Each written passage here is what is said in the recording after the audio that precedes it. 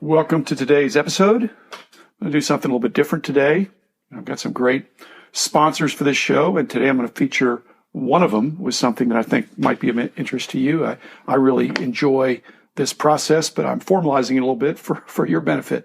But my sponsors have been Beckett.com, Beckett BGS, BAS, Burbank Sports Cards, ComC, Heritage, Huggins & Scott Auctions, Mike Stadium Sports Cards, Panini America, Topps, Upper Deck, some great sponsors. But today I am featuring Heritage Auctions.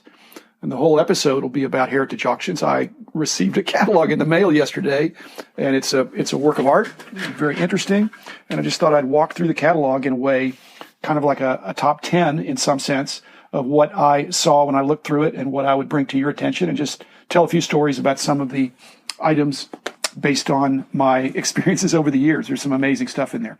So I'll just start out, and let's see. I'm going to start out at the beginning. I'm going to go through the catalog in order.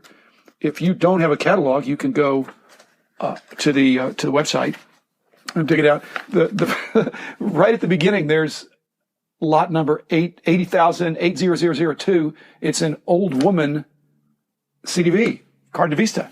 I've never seen that, and I just bring it to your attention to say that I'm not interested in buying it. I certainly don't have it, but I think it's pretty cool, and I appreciate that Heritage is bringing items like that to the attention and to the opportunity for somebody to bid. Now, to something that the next one is something I actually have, and so I'm interested in seeing that lot number 80020, the Comiskey Browns Champions. I actually don't have that exact card, but because that's a PSA 6, but I have a very, very similar card.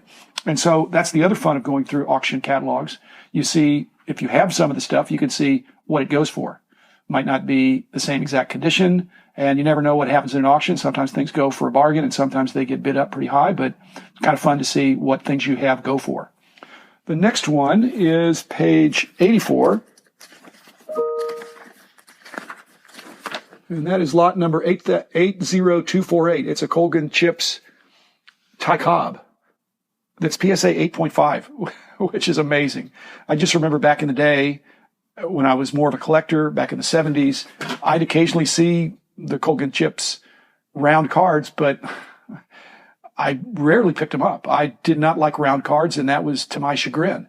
Now, when you see, there wasn't grading in those days. Now that there's grading, that round card can put in a rectangular holder and would look pretty cool on my shelf. So that's, if I have a top 10 list today, it's going to be a top 10 of the things I have and a top 10 of the things I want. The Comiskey would be in the top 10 of what I have. This Colgan's Chips, Ty Cobb would be, especially at a PSA 8.5, would be certainly on a want for me. Next is the Joe Jackson E90-1. And I bring that to your attention as lot 80292. That's a 1.5 SGC. Do I have a problem with that? Not at all. I would love to have that in my collection. I'm not sure I'm going to be bidding on that. I don't really think this is appropriate for me to tell you in advance what I'm going to bid on or not, but I would love to have that in my collection. And even at a 1.5, it's a historical card. It would be a cool card to go on my kind of my wall of fame that I have of some cards that I think are cool. Next is page 125. And that is the Ty Cobb T3. And my story on that is, and that's a 4.5 SGC. I had a chance to buy one that was a lot better condition than that. Again, in the days before grading, I didn't buy stuff because I thought, well, it's just going to get messed up because I couldn't put it in an 800 count box, and I was this was back in the 70s, and so I mainly stuck to 2.5 by 3.5 or smaller. And next, go to page 168, which is the Jim Thorpe Z-Nut card, which, again, it's only in PSA 5, but I just think that'd be a really cool card. Again, that'd be a card I would display. I'd put it on my wall, and so I would want that. It may wind up being pricey, but it's quite scarce and probably pretty high demand. Next is the Lajoie. The 33, 34, depending on how you want to call that, the Lajoie. And the one I picked out was the 2.5 SGC that was lot 80570. I actually lost a Gaudi Lajoie on a coin flip. I was bidding on an auction, this back in the 70s, and it probably was in that kind of condition, not great, but I certainly needed it for my collection. And I wound up sitting next to a person whom I will not name, and we were the only two bidders, and it got up pretty high at the time, but now it would look ridiculously cheap. And he just said, why don't we just go in together and buy it instead of bidding each other up more and more? And so we bought it together, which I didn't know how that was going to work. Actually, it did not work for me. It worked for him. He proposed that we flip a coin, and the winner would get the card. And lesson to people, he was the one that flipped the coin. Don't let the other guy flip the coin. Next was the Worldwide Gum Gehrig on page 239, and that just looked like a great card. I don't have that card. I would want that card. Again, I have other nice Gehrig cards, but I look at that card, I look in the catalog, and it says it's a PSA 6, and it looks terrific. And again, I admired Gehrig. I have some Gehrig artwork and some nice cards, but he'd certainly go on my wall of fame. That'd be another one I'd want. Go to page 345. 344, the Stallmeyer Mantle. I actually have that card, and I look at that, and I think, wow, if that's only a SGC2, that looks really nice. Now, maybe it's got some problems on the back, but again, the way I display my cards, I don't really turn them upside down or backwards. When I'm looking at the front, if I see strong eye peel on the front, that's a fabulous card. Next is, moving along a few more pages, 352. Is a PSA 9 53 tops. I do have a 53 tops mantle, and it's not graded, but I promise you it's not a 9, and that would be a really cool card to have. I just think 53 tops are condition rarities, the whole set, based on the cardboard and all that.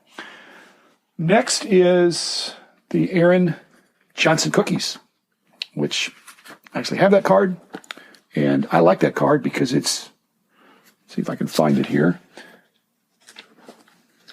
It's his rookie year. I think it shows that he was.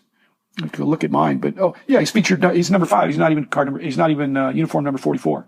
So I think that's cool, and I have one, and I actually have that displayed, and people like looking at it. It's a cool card to own. Next is the Wilson Wieners Ted Williams. My problem with that card is I have it, but I lost it for a while. And I don't know if it got stuck in with 54 tops, but for about a decade, I could not find that card. If anybody's ever had that sinking feeling, it's pretty miserable because I think it's a beautiful card. This one says it's just PSA authentic. Obviously, it better be authentic, but it is. But there's sometimes authentic is because something's been done to it, or it looks like it's been touched up a little bit. I think that's not appropriate, but to have it slabbed and to be described accurately is, I wouldn't have a problem with having that. And I do have it, but mine is actually not graded yet. I probably get it graded, and I think you know who I would get it graded with, but that's neither here nor there at this point. Next is, let's see, page 386, and that's a group of 56 tops. Shoebox collection, 770. Some of them are graded, but a bunch of duplicates.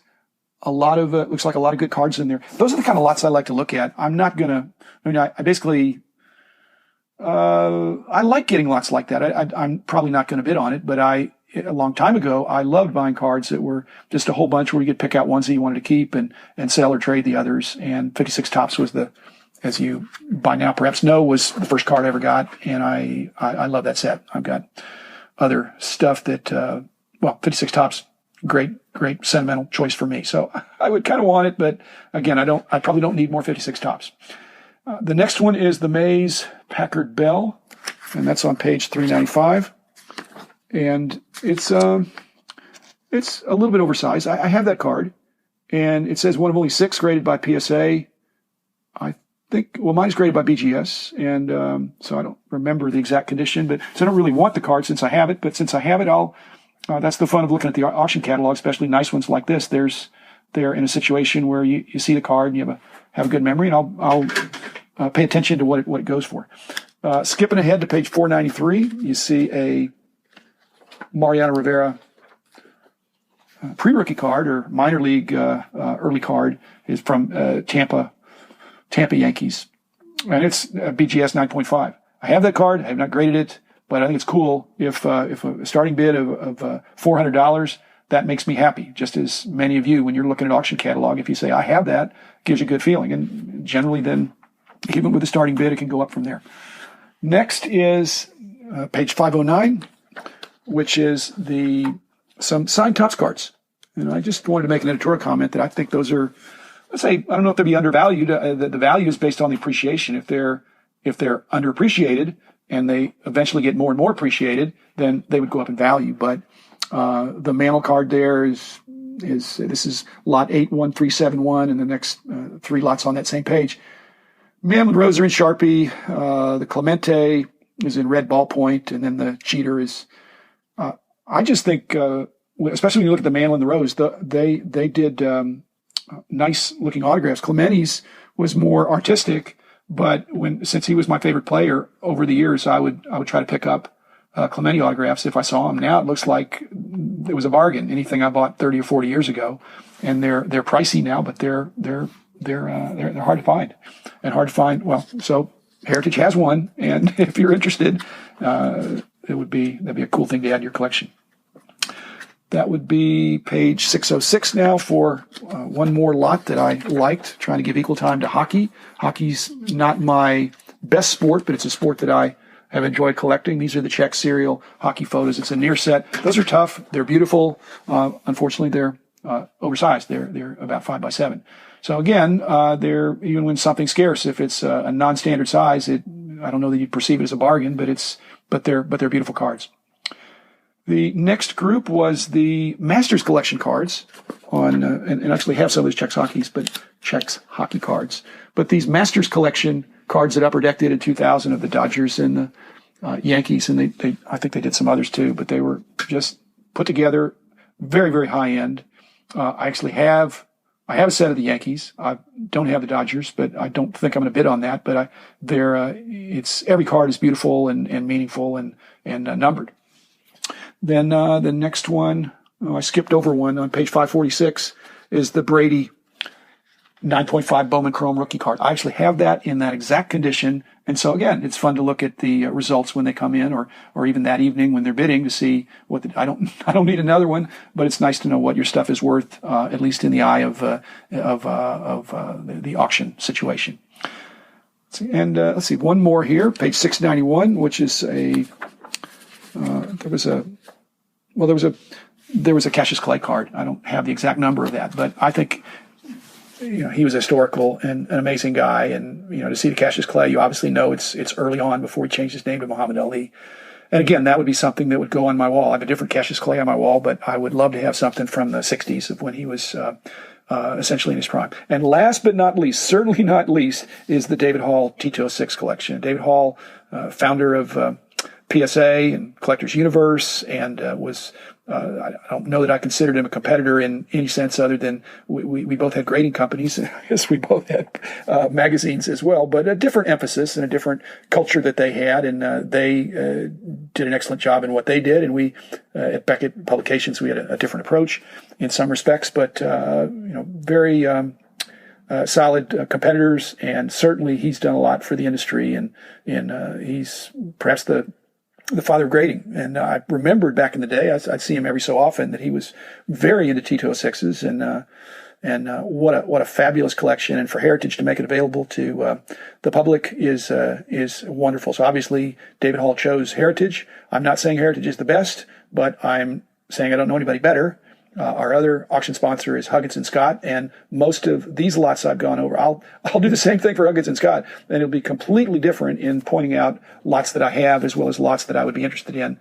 But that's a completely different auction experience, but a fun auction experience nonetheless. So I'll be back tomorrow or the next day, whenever it is, with another short episode to bring you comments and insights about the hobby that I am not aware of are coming from any other source. So after we get a number of episodes in the can, love to have your feedback of what episodes you like. If you like me going through an auction catalog, that is fun for me. So if it's fun for you, pick up a copy of the Heritage catalog or go online to ha.com and check it out. There's some fabulous lots in there. Anyway, time's up. I will see you later. And again, thanks for listening.